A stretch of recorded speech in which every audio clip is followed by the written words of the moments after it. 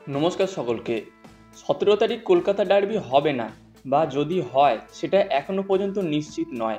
তাহলে কত তারিখ হতে পারে কলকাতা ডার্বি? মানে ডুরান্ড কাপ ২০২৫-এর একটা না একটা ডার্বি তো হওয়া উচিত। সেটা কবে হতে পারে? সেই বিষয়টা এই ভিডিওতে আলোচনা করব। সেই সঙ্গে সকল মোহনবাগান সমর্থকদের মনে যে প্রশ্নটা ঘোরাফেরা করছে, রবসন রবিনো কবে কলকাতায় আসবে? তো এই বিষয়ে একটা খবর বেরিয়ে এসেছে, সেইটা তোমাদের সঙ্গে আলোচনা করব। এবং মোহনবাগান দলের 7th ফরেনার, সপ্তম বিদেশি কে হতে পারে, এই বিষয় নিয়েও কিন্তু একটা রিউমার বেরিয়ে আসছে। এই তিনটে বিষয় এই ভিডিওতে আলোচনা করব। ইম্পর্টেন্ট টপিক আছে, অবশ্যই তোমরা ভিডিওটা শেষ পর্যন্ত দেখবে এবং আমাদের চ্যানেলে প্রথমবার এলে চ্যানেলটাকে সাবস্ক্রাইব করে তার পাশের বেল আইকনটাকে অন করে দেবে। আর যারা ফেসবুক থেকে দেখছো তারা পেজটাকে অবশ্যই ফলো করে দেবে। তো প্রথমেই বলে রাখি, আজকে যে তিনটে টপিক নিয়ে আলোচনা করব, এই তিনটে টপিকই কিন্তু রিউমার। এর মধ্যে যে সমস্ত খবর আমরা আলোচনা করব সেই খবরগুলো সঠিক হতেও পারে, আবার পরে ভুলও প্রমাণ হতে পারে। তো 50-50 চান্স। তো চলো এবার ভিডিওর মেন টপিকে যাওয়া যাক। তো প্রথমে যদি কথা বলি কলকাতা ডার্বি নিয়ে, দেখো আগামী 17ই আগস্ট ডুরান্ড কাপ 2025-এর কোয়ার্টার ফাইনাল ম্যাচ, যেখানে মোহনবাগানের সঙ্গে ইস্ট বেঙ্গলের খেলা পড়বে আমাদের যুব ভারতী ক্রীড়াঙ্গনে, এটা আমরা সবাই মোটামুটি জানতাম। কিন্তু এই বিষয়টার এখনো পর্যন্ত কোনো শিওর আপডেট আমাদের কাছে এসে পৌঁছায়নি। তো এই জায়গায় দাঁড়িয়ে ডুরান্ড কমিটি কি করবে না করবে এটা আমরা কেউ জানি না। তাই একটা খবর ভেসে আসছে যে আজকে মানে এই মঙ্গলবার সন্ধেবেলায় ডুরান্ড কমিটি যে মিটিং করবে, সেই মিটিংয়ের পর জানা যাবে এই ডার্বি কবে কখন কোথায় হবে।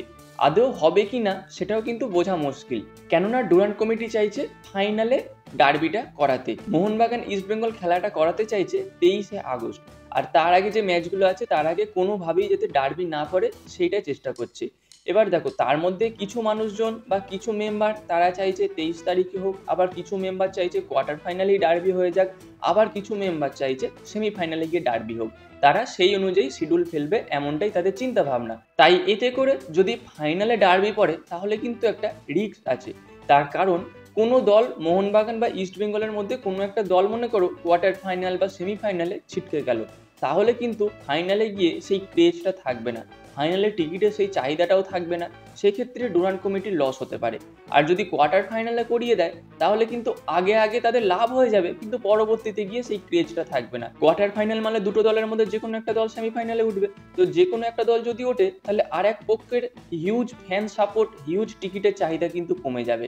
তো এই দিক থেকে দেখতে গেলে যদি কোয়ার্টার ফাইনালে করিয়ে দেয় তাহলেও একদিকে লস হবে, আবার সেমিফাইনালে করাতে গেলে যদি সেমিফাইনালে দুটো দলের মধ্যে একটা দল হেরে যায়, কেউ না কেউ তো হারবে, হারার পরে ফাইনালে গিয়ে টিকিটের চাহিদা একটু কমে যাবে। তাই জিনিসটা যতটা আর কি টেনে টেনে লম্বা করা যায়, সাপোর্টারদের এই জিনিসটাকে নিয়ে যতদূর নিয়ে যাওয়া হয়, সেইটাই কিন্তু ডুরান্ড কমিটি চাইছে। আর কেন চাইছে কি বৃত্তান্ত সবটাই তোমরা জানো, সবটাই টাকার ওপর নির্ভর করছে। কারণ টিকিট নিয়ে ডুরান্ড কমিটি প্রত্যেক বছর যেটা করে, এবছরেও সেটা করবে। ডার্বি যখন হবে, ডার্বির টিকিট আদেও অনলাইনে ছাড়বে কি ছাড়বে না সেই নিয়ে কোনো নিশ্চয়তা নেই। কোনো বছর ডার্বির টিকিট অনলাইনে ছাড়তে চায় না, ওই নামেই বলে অনলাইনে ছাড়বো, তারপর অফলাইনে ছাড়ে, ওই 2-4 হাজার টিকিট অফলাইনে দেয়, তার মধ্যে সবাই লাইনে দাঁড়ায় কিন্তু কেউ পায় কেউ পায় না। যারা পায় না তাদেরকে বলা হয় টিকিট সব সেল হয়ে গেছে। এই সমস্ত বিশাল লাফড়া হয় টিকিট নিয়ে। আমাকে একজন কমেন্টে টিকিটের কথা জিজ্ঞাসাও করেছিলেন, আমি তাকে বললাম যে ডুরান্ড কমিটি যা করে অনলাইনে ছাড়বে কিনা তার কিন্তু কোনো নিশ্চয়তা নেই। তো ডার্বি নিয়ে এই হলো আপডেট। আর ফাইনাল কথা হলো, আজকে যে মিটিংটা হবে সেই মিটিংয়ের পর সিদ্ধান্ত হবে 17 তারিখ ডার্বি হবে নাকি ফাইনালে গিয়ে ডার্বি হবে নাকি সেমিফাইনালে ডার্বি হবে। তো এই গেল আজকের প্রথম আপডেট। এবার যদি দ্বিতীয় আপডেট নিয়ে কথা বলি, সেটা হলো রবসন রবিনোকে নিয়ে। দেখো, রবসন রবিনো মোহনবাগানে সাইন করেছে, এটা তোমরা সবাই জানো। অনেক কেউ বলছে যে আইএসএল হবে কি হবে না সেই নিয়ে কোনো নিশ্চয়তা নেই, সেই কারণে রবসন রবিনো আসছে না। কিন্তু জিনিসটা তা নয়, জিনিসটা সম্পূর্ণ ভুল। আইএসএল হোক আর না হোক, মোহনবাগান কিন্তু এএফসি চ্যাম্পিয়ন লিগ 2 খেলবে, যেখানে রবসন রবিনোকে দরকার, যেখানে 7th ফরেনার হিসাবে আরও কোনো একজন মিডফিল্ডারকে দরকার। সেটা ডিফেন্সিভ মিডফিল্ডার হলে তো খুবই ভালো, সেন্ট্রাল মিডফিল্ডার বা অ্যাটাকিং মিডফিল্ডার হলেও খুব একটা খারাপ কিছু হবে না। তো মোহনবাগান কিন্তু রবসন রবিনোকে সাইন করিয়েছে। আর একটা জায়গা থেকেই খবর বেরিয়ে আসছে যে রবসন রবিনোর নাকি কলকাতায় আসার টিকিট হয়ে গেছে। তো টিকিট যদি হয়ে যায়, আশা করছি 2-4 দিনের মধ্যেই কিন্তু রবসন রবিনো কলকাতায় চলে আসবে। তবে নির্দিষ্ট কোনো ডেট এখনো পর্যন্ত বলা যাচ্ছে না। আমি এই ভিডিও বানাচ্ছি, এখনো পর্যন্ত কিন্তু রবসন রবিনো কবে কলকাতায় আসবে নির্দিষ্ট তারিখ আমার জানা নেই। এরপরে যদি আমি জানতে পারি সেটা কমিউনিটি পোস্টের মাধ্যমে আমি তোমাদের সঙ্গে শেয়ার করে দেবো। এবার যদি কথা বলি মোহনবাগানের 7th ফরেনারকে নিয়ে, দেখো এটাও একটা রিউমর, এরও কোনো কিন্তু সঠিক তথ্য আমার কাছে নেই, তবে যেটা রিউমর ঘোরাফেরা করছে সেইটা তোমাদের সঙ্গে একটু শেয়ার করি।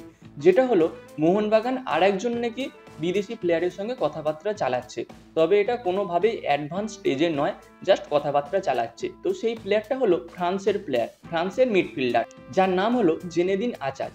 এই প্লেয়ারটা কিন্তু 29 বছর বয়সী, আর এই প্লেয়ারটা এই মুহূর্তে খেলছিল এ লিগের একটা ক্লাবে। ক্লাবটার নাম যতদূর সম্ভব মেলবোর্ন ভিক্টোরি, এরকম একটা কিছু নাম আছে ক্লাবটার।